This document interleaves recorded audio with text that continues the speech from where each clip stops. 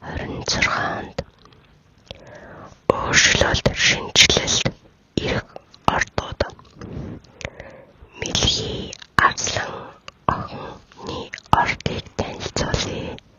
Мэлхий Арслан охины орд. Мэлхий 2026 онд Мэлхийн орд тогтворжуулагч, дэмжигч, гол дүр болно.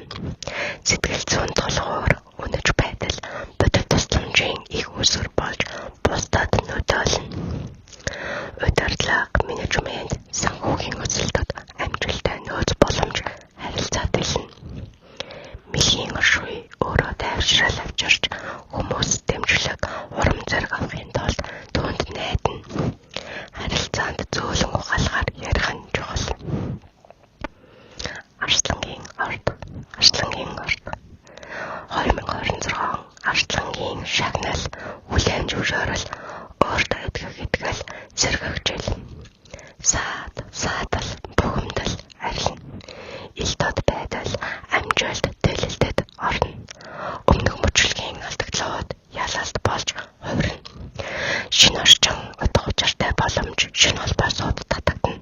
Баяргүйгээр бүтээлч байдал, өөрийгөө илэрхийлэх эрч хүч дахин асна. Байглаасаа гялалзаж, эерэг анхаарал дэмждэг хүлэн авна. Охины орд. 2026 онд хүчтэй хувирал тулна. Эргэлт буцалтгүй шийдвэр, тодорхой төгсгөлүүдийн жил. Удаан үргэлжилсэн дарамт, хязгаарлалт, тодорхойгүй байдлаас ангижирна. Шийдвэр гаргалтад тодорхой байдал, хүч, итгэл бий болно. Хувийн хэл хязгаараа дахин буулт хийгээ болж нэг том бүлэг хаагдсан илүү эрүүл харилцаа, жинхэнэ чиглэл нэгдэнэ.